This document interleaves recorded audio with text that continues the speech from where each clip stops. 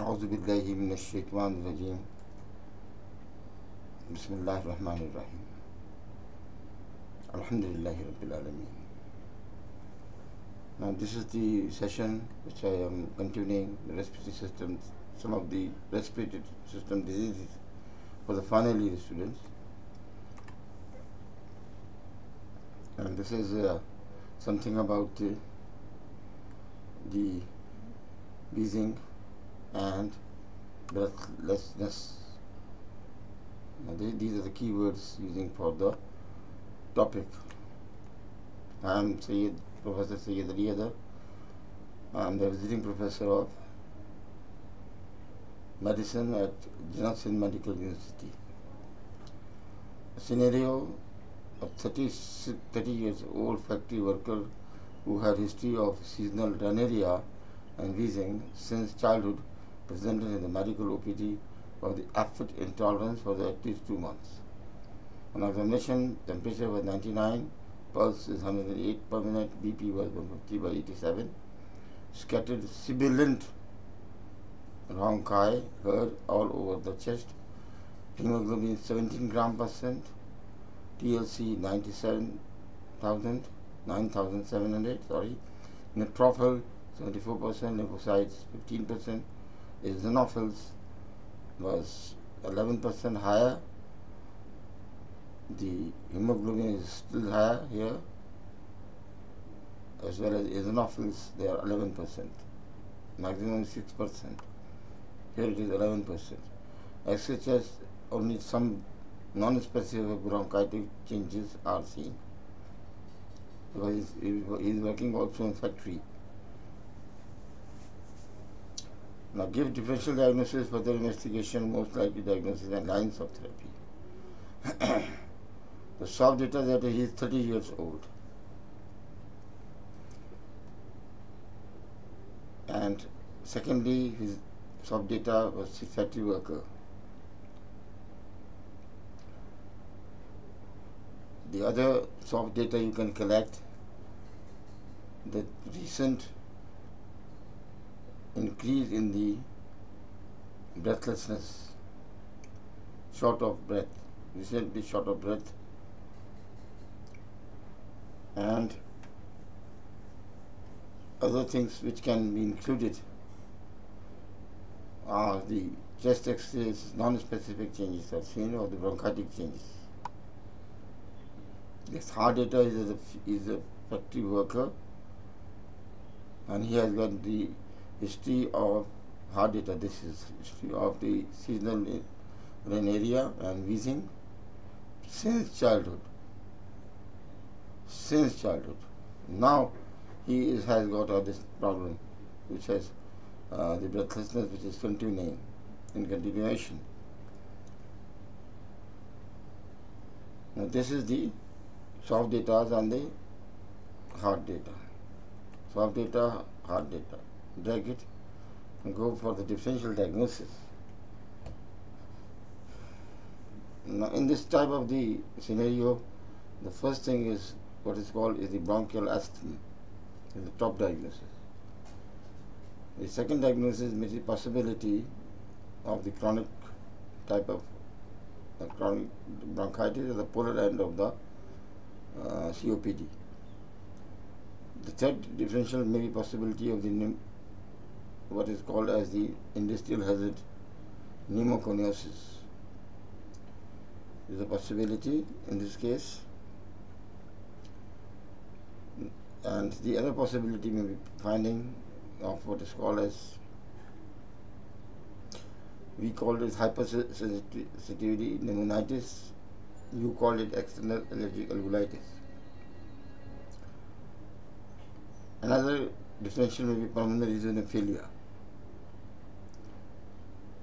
and also in that case there will be sibilant bronchi or wheezing, etc. Same picture will be seen. Although this is not the diagnosis, the differential diagnosis. And remember, there, if you deeply inspire and expire, deeply inspire and expire for a few minutes, then you can induce the bronchospasm. Reactive, this is called reactive bronchospasm. Bronchi will be hurt. Remember this thing also. Do not ask the patient to take inspiration and expiration, then inspiration and expiration. 11 students are behind one of the patient. एक अनार 100 बीमार. So the bronchospasm will be induced in this patient. Secondly, if there are more candidates of 12, 20, 22, 25, everybody will be examining this patient, inspire, expire, inspire, expire. The expiration means the carbon dioxide is going out. So less carbon dioxide will be found. It is in the blood, hypocapnia, and it will cause what is known as the respiratory alkalosis. The carbonic acid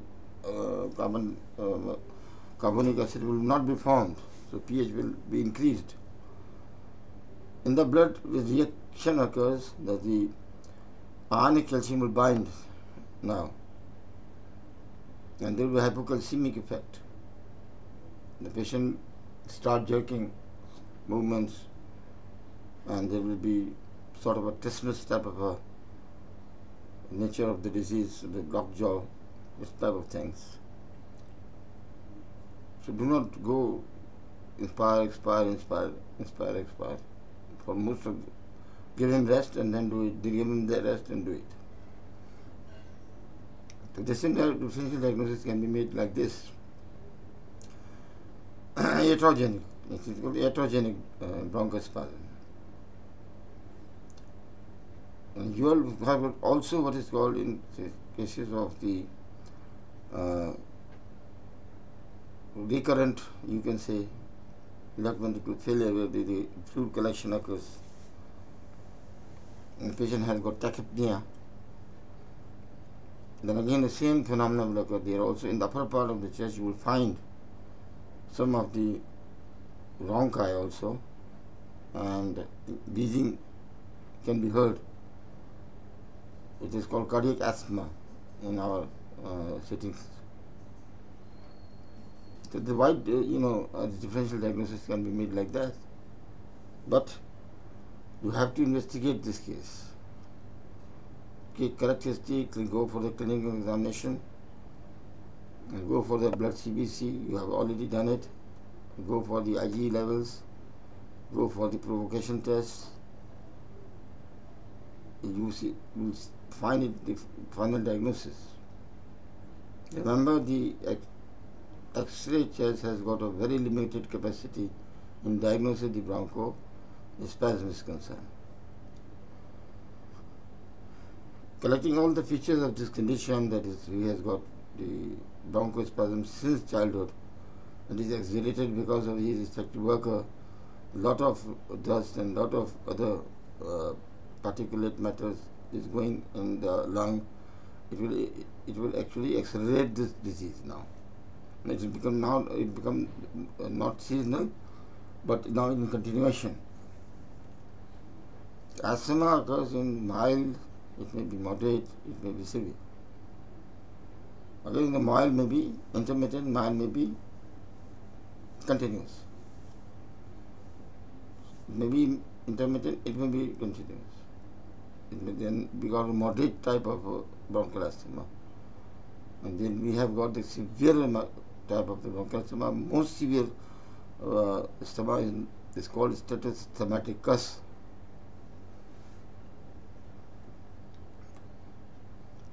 So these are the basically investigation we have done it and decided that this case is bronchial asthma, which is a chronic inflammatory disorder.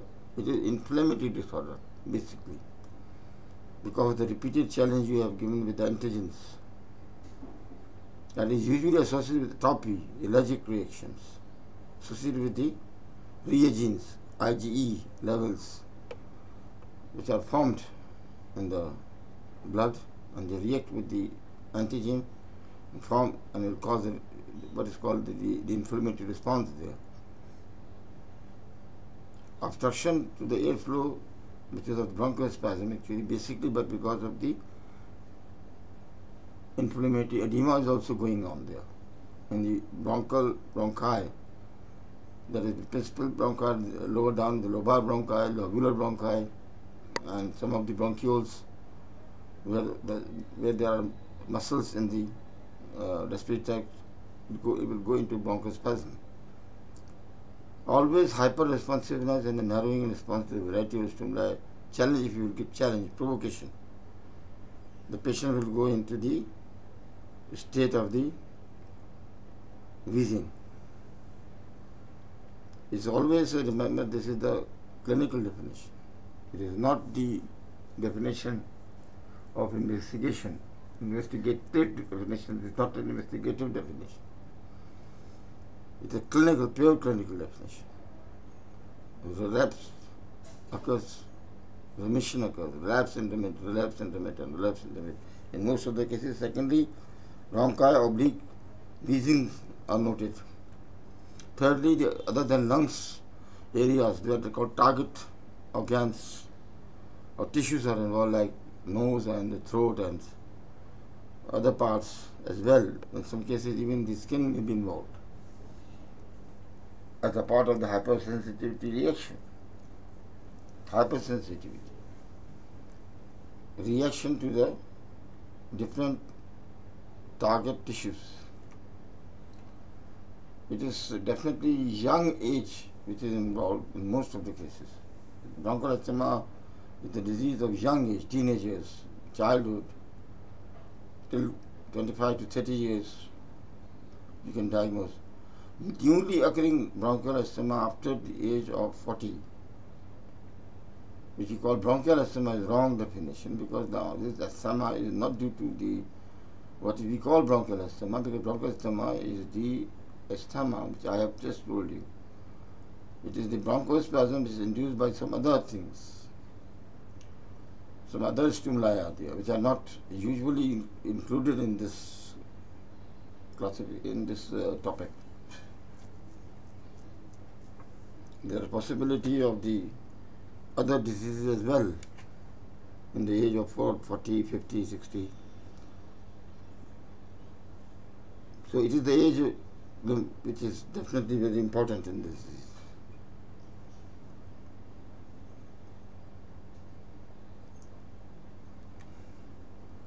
What are the, first of all, I will classify the bronchial asthma actually into type 1 bronchial asthma, in which the Ig levels are increased definitely, IgE levels, and this is the atopic type of asthma. When you go for the exposure to the specific type of the allergens, you will get this type of the attack. That is type 1. Type 2 is the asthma in which it is not associated with the allergens. It is something else. It is the first part that is what is I called type 1 means that extrinsic asthma.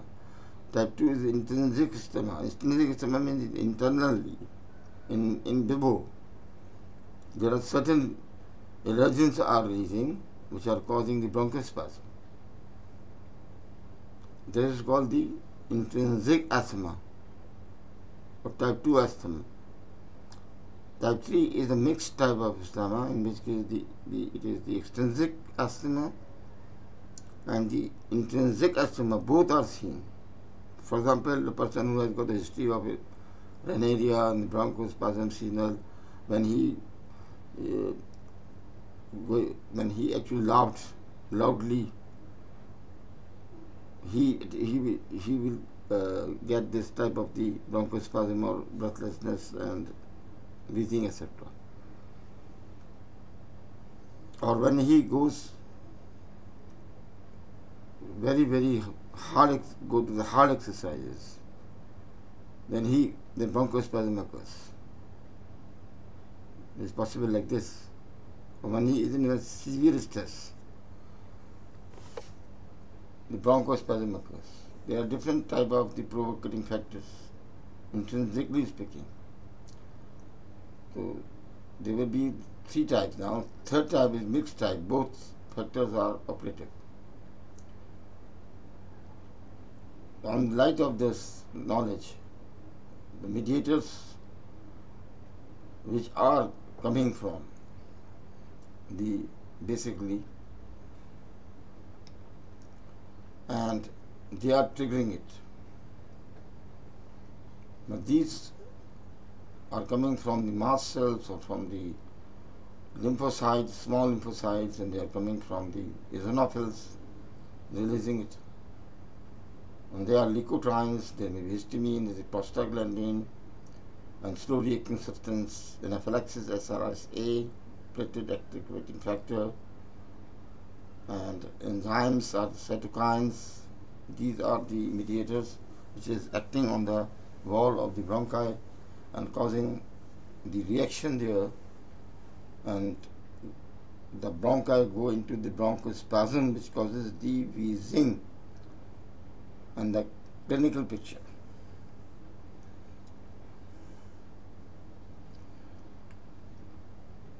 It is definitely, when bronchospasm occurs, it is part of the obstructive nature, at least partially reversible it is, of course. Hyperreactivity, inflammation is a part of it. So in this diagram, on the right side, it's mast cells. Is there bronchospasm, edema, mucus, eosinophil lymphocytes are collecting and blocking this lumen of the bronchi. This is the lumen. Here is the collection there. Spasm. All will cause the narrowing of the bronchi, and there is a difficulty. You can take inspirations all right, but when expire there will be obstruction. In inspiration, you will find a sound, that is sound, and in expiration you find the sound. The sound will be definitely, sound of expiration will be more prolonged, because you have to take the air out of the bronchi. Now in this diagram also the same things, you are taking some of the allergens and they activate the system, and all reaction is showing here. This is the histopathology in these patients. You see what's happening around it, the small bronchi, the smooth muscles, and are seen here with the infiltration of the eosinophils all around it. The mast cells are collecting, etc.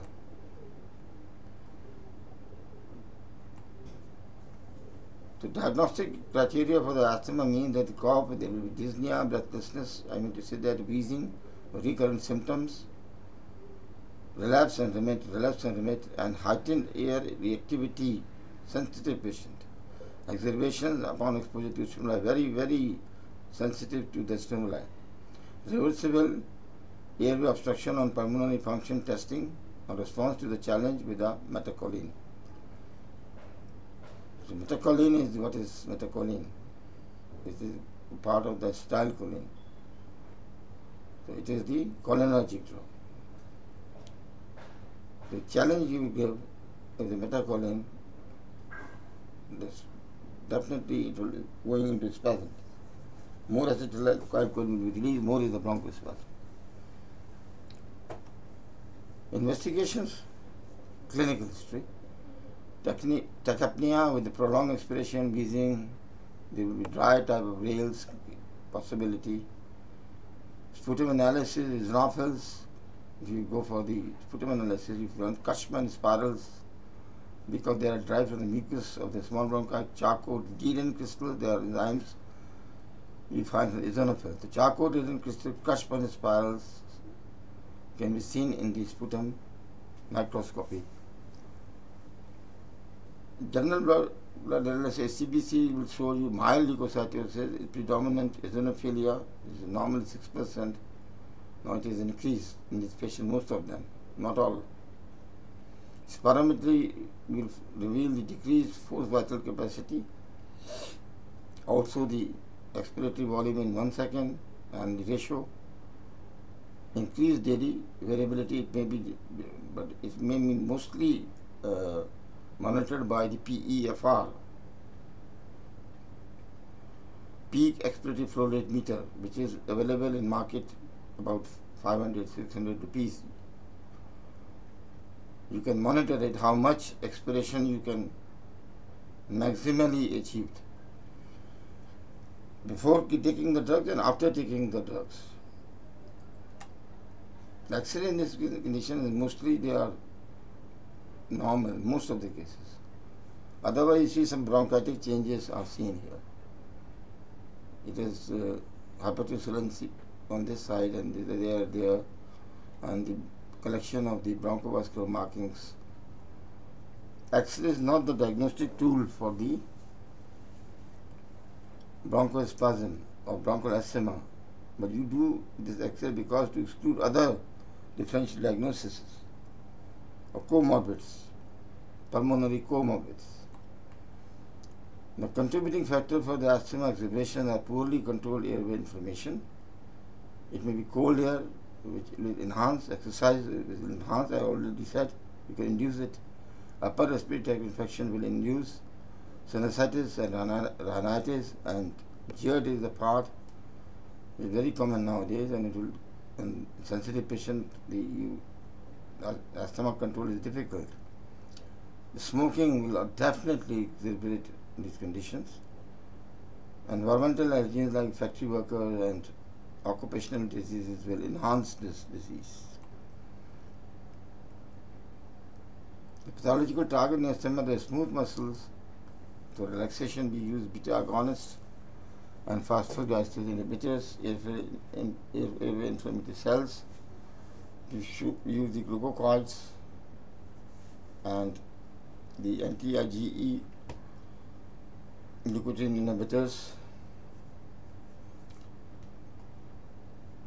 Inflammatory cytokines, the anti-interleukin 5 or SIL4 receptors inhibitors or glucocorticoids. The bronchial epithelium, for this reduction of this edema, we use glucocorticoids. For the bronchial vessels, to enhance the blood supply there, we use anti-VLA4, which is not available. It is not available in the country. Mostly we are dependent on the beta-2 agonist drugs. We are using the xanthines, we are using the phosphodiesterase, we are using the steroids. The tools of the management are 4, which means that. Reliever medicines, as it says, the controller medicines. Reliever medicines, the short-acting bronchodilators, like beta-2 and eptotermin bromide, which is epicolinergic. Controller medication, inhaled steroid, leukotriene modifier, long-acting beta agonists, theophylline, that is theophylline means the xanthines. Newer agent being studied in this case. The most effective bronchodilator for asthma bind to the beta receptors on the airway smooth muscle cells. They are very good, short-acting drug, useful as a rescue for the acute symptom relief. Side effects are due to the overlap beta activity, because it also activates the beta-1, although the selective one, but it can stimulate an activation of the non-airway B1 receptor, skeletal muscle or metabolic, induction of the other things for the beta-1 receptors, and no effect on inflammation of beta agonists are concerned. Long-acting beta agonist, there is what is called SABA, here is called LABA, what is called delayed onset of action, and lipophilic trail allows the prolonged efficacy if used, and no anti-inflammatory effect, useful as a round therapy. Steroid sparing may be associated with increased mortality and asthma exacerbation, and when used alone. We use it in the cases where the asthmatic attack has been controlled, and we put on the long-acting beta agonists. Anticholinergic drugs like eptotermin bromide and tiotropium or ipratropium bromide. A slow acting onset of action anticholinergics and reduced efficacy compared with the beta-2 agonists are concerned. In comparison, may be useful for the nocturnal asthma used at the night. Additive bronchodilator effect when combined with salbutamol, especially in acute exacerbation. Inhaled glucocorticoid, first line of therapy, but very mild asthma. Reduce exacerbation frequency, improve the lung function because of the anti-inflammatory effects, and it can prevent or delay the airway remodeling, probably. Inhaled glucocorticoid use inversely correlates with the asthma mortality.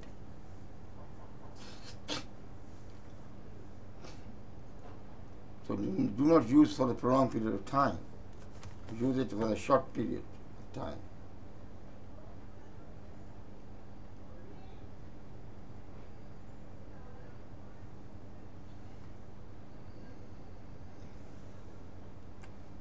Asthma mortality in relation to the inhaled steroids.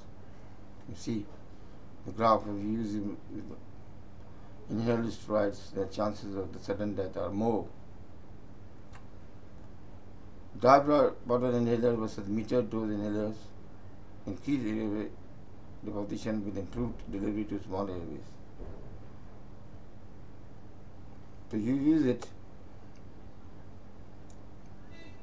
no problem, but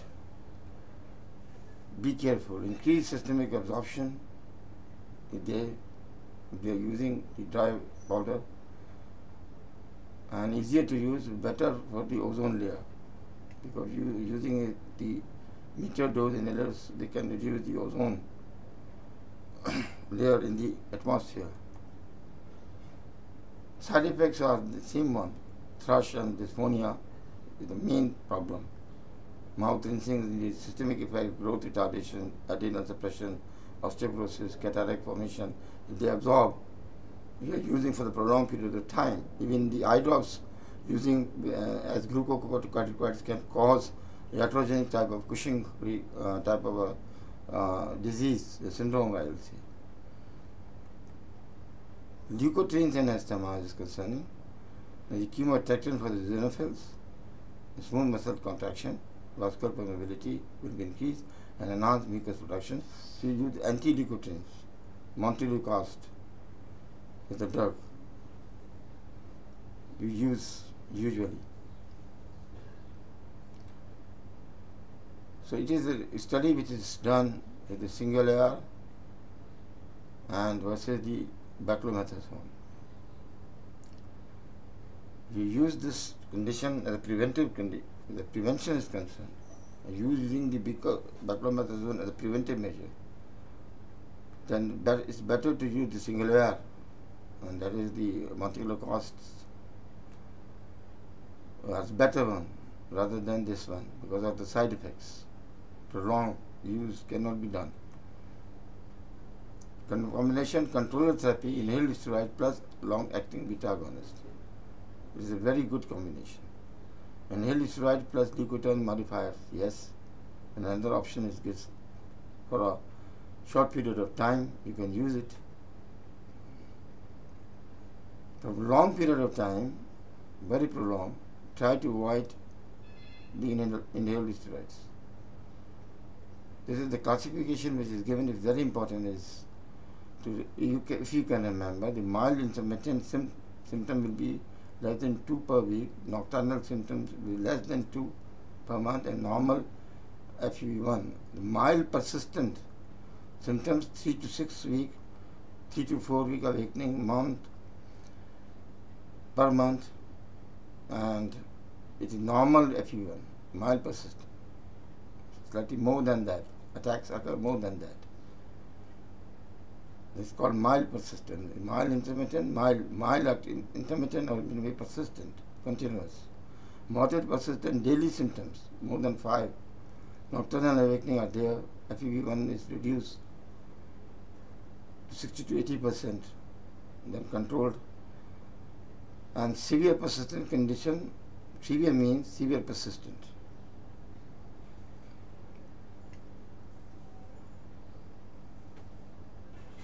So the thing is this: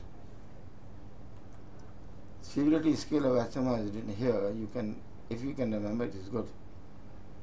The in mild intermittent, the suggested management is only preventive. Prevention can be given using the mask and etc., avoiding the factors.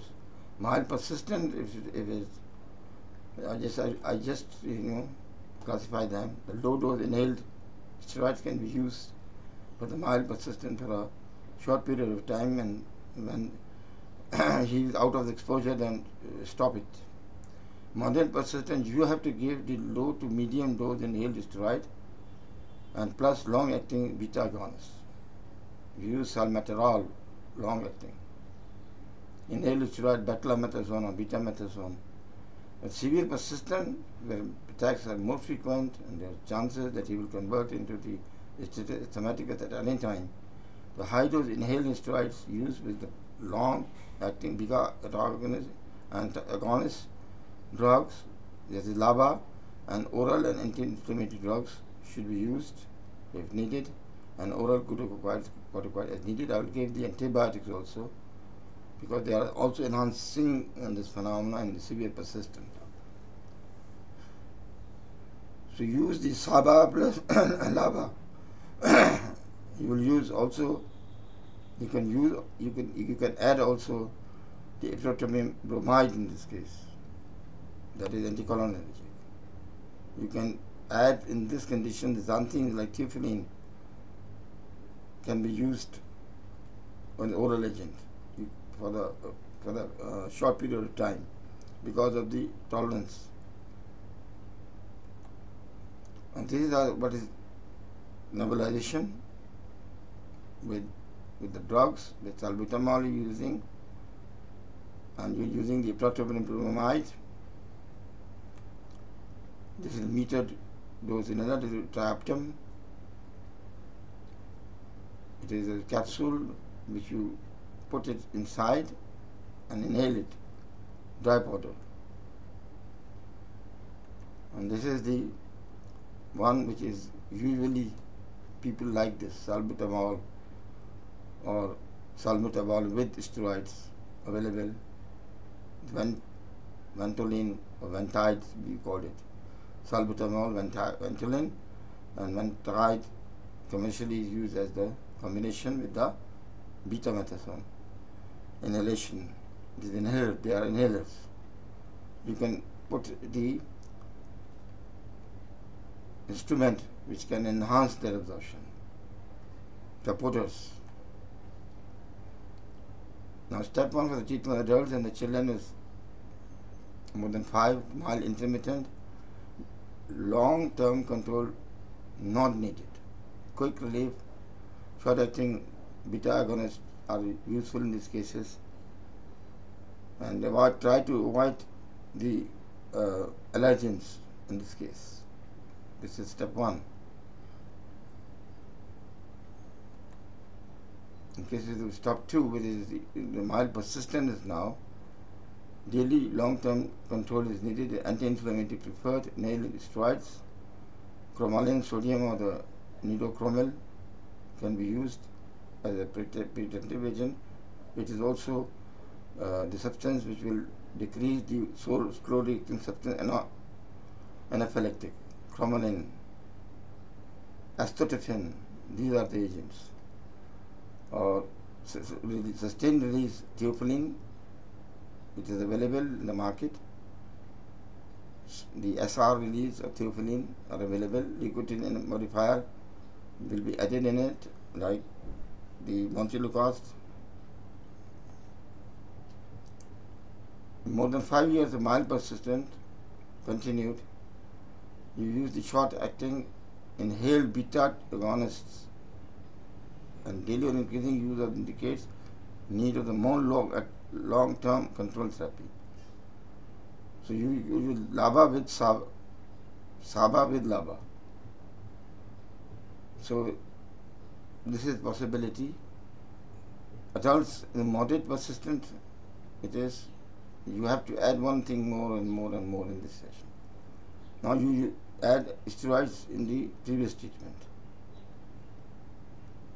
or you can release the slow release difflin in this case. If you add SABA, not working, add with the LABA, not working, steroids added, yes. If it's not working, then add the epinephrine bromide, that is anticholinergics. If it is not working again, then you have to give the oxygenation also with nebulization to enhance your management strategy. These are all inhaled one, step 3. In step 4, you get the short-acting inhaled beta, and daily increasing use indicates the need for the long-term control. Again, you use the LABA, and you have to add gradually the other management strategy in a higher dosage.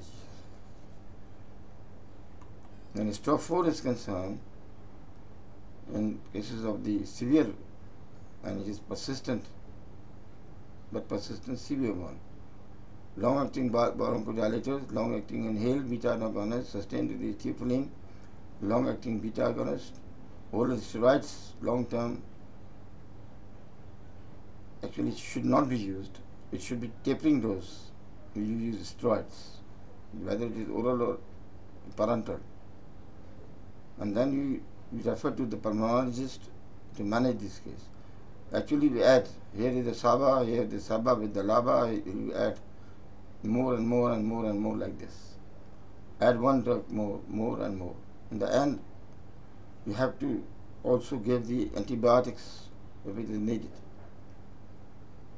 Very quick relief for the severe persistent, short-acting, you give by the nebulization, the oxygenation, and you use the parenteral type of the therapy with the steroids. Even the subcutaneous salbutamol is available. Salbutamol, tarbutaline is available. Subcutaneous it can be given. Assessment after the severity during the official visit, nocturnal, ask for always the nocturnal awakening. Dangerous one is the nocturnal. It will indicate the severity and how many days are involved with the symptoms, and rescue bronchodilators you need or not. Means that you have using the steroids inhaled, and whether the peak expiratory flow rate is improving or not. And activity, what is the daily activity now of this person, whether it is better now or not. Now, and it should be, treatment should be modified otherwise. So treatment exaggerations are concerning, we need inhaled or intravenous, and anticholinergics should be giving the beta-agonist, the SABA, used with anticholinergics, with the glucocorticoids. I also said that infusion can be given with the steroids and theophylline. So you add one drug with the other drug. If it is mild, persistent, it is a mild, intermittent, mild, persistent, the moderate one, or the severe one, you will add the drugs accordingly. First of all, the inhalations should be used, intensified by the nebulization. These drugs, you are using the SABA or the LABA or the anticholinergics or the theophylline derivatives or the steroids, whatever you are using. It is step-by-step approach that is called, depending upon the severity of this bronchospasm. Now this is the which I have discussed with you, the bronchial asthma.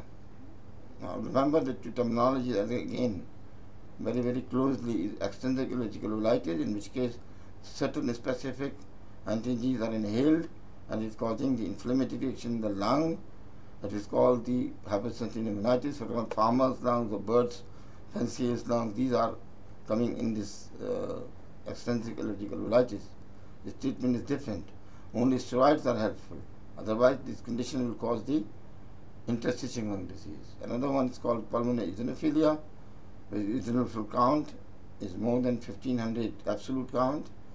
There are many causes. It may be related with the allergens. It may be related with the what is very common is are the